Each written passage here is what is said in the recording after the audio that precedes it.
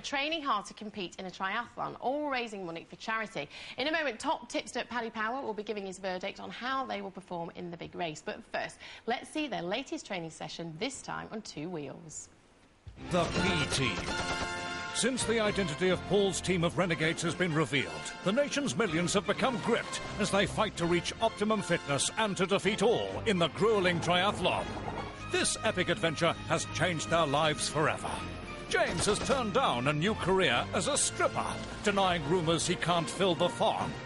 Osie has been offered a summer season with the roly-polies. Adrian's secret past has been revealed. He was once the face of a well-known cream for hemorrhoids. Dan has joined the reformed Village People and will soon be releasing his new single, Macho Man. And Marcus has been recognised by his local librarian and forced to return his copy of Danny LaRue's Dressing Like a Lady. This week's cycling challenge tested balance and endurance. In the triathlon, they will cycle 20 kilometres after swimming across an icy lake in Speedos. In training, James showed he was best suited to a bike with 3 wheels. Marcus showed Olympic potential. Does this make him the favourite? Dan blamed his poor showing on his crankshaft, which needed lubrication. Adrian's small saddle invaded his personal space. And Osie picked up a few bits from Mark's. The big day is fast approaching. Who will be the ultimate winner? Will lean and mean beat solid brawn? Who will peak too soon? Who will sink, not swim?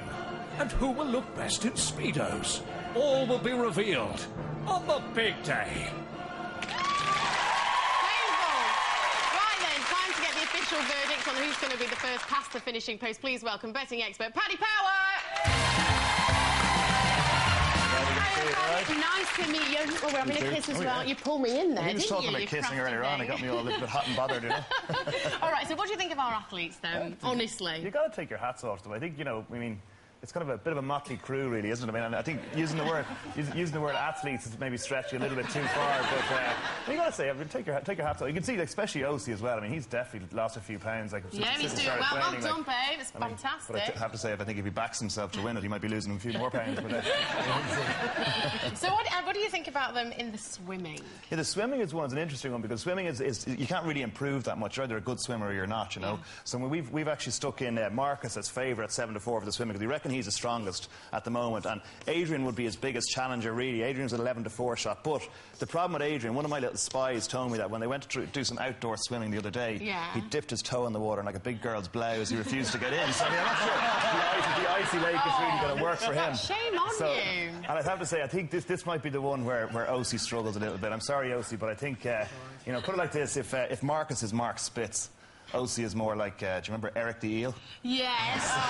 So, Osie, you're 6-1 rag in the swimming. Right. Sorry about that. All right, what about the cycling? The cycling is the one, actually. Speaking of Osie, I'm going to build you back up now after knocking you down, Osie, but I think this is his event. This is the one he can do best in. Yeah. Again, we got Marcus as favourite again. I mean, he seems to be favourite in a lot of them, really, Marcus. He's 5-2 this time. It's a little bit more open as I drop my chalk. I got an extra one. Always prepared. Drop the other one as well. But just change that. Yeah, good man. You know, yeah, there you go. 15-2. But yeah, I think Osie at 5-1 in the swimming could be a real bit of value, because this is the event where he's got a chance. Like, everybody can ride a bike, you know. Yes. So he's got a good chance of kicking on and getting a little bit of a lead early doors, I think. Okay. So maybe he struggled a bit in the VT there, but I think he was just pulling our leg and having us on. All right then. Well, what about who do you think can run the fastest? Who's the best one on the running? Well, see, the running is the one where it really comes down to the mind. It's all about mind games, the running, because you know at that stage they're going to be absolutely knackered, aren't they? Yes. So you got to get through. And if anyone's feeling any way good, they can go and kick on and go on like a scalded cat at the start. And what that means, it'll either break the hearts of the lads behind them, or else they'll just end up like a broken down car at the side of the road halfway through. But it's, I think we've got Adrian as favourite for the running. Adrian looks like a man. He's lean, he's mean, he's a machine apparently on the road. Yeah, he really is. I mean, he's enjoying I don't like the fact that he's ripped the sleeves off his t-shirt. He's showing off his muscles. It's a little bit cocky, isn't it? But he's 15-8 favourite despite that. All right. And then after that we got James at 5-2, Daniel at 130, and Marcus I think might have a little squeak in the running. I believe that he's been burning up the track a bit. He's 4-1, which I think is quite a good price for him. So I'd say he might be my tip in the running.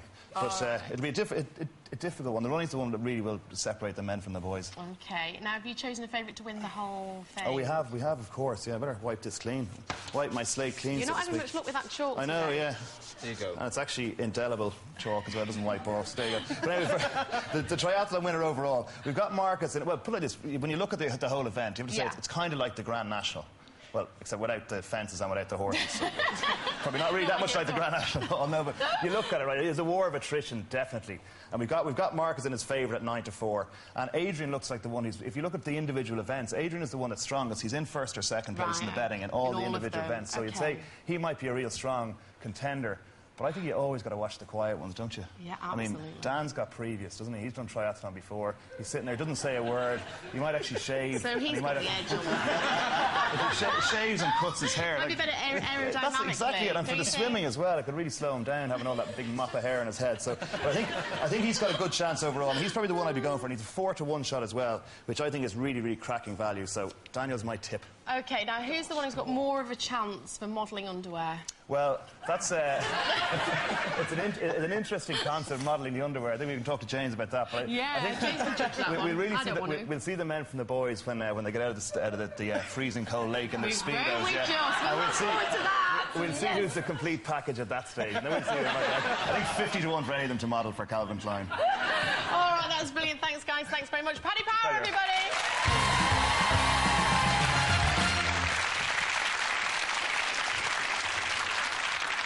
Leading lady Greta Scacchi and my debut on Amazing Glass Harmonica with classical genius Thomas Bloch, so don't go anywhere. Tomorrow, Adele and Alistair McGowan.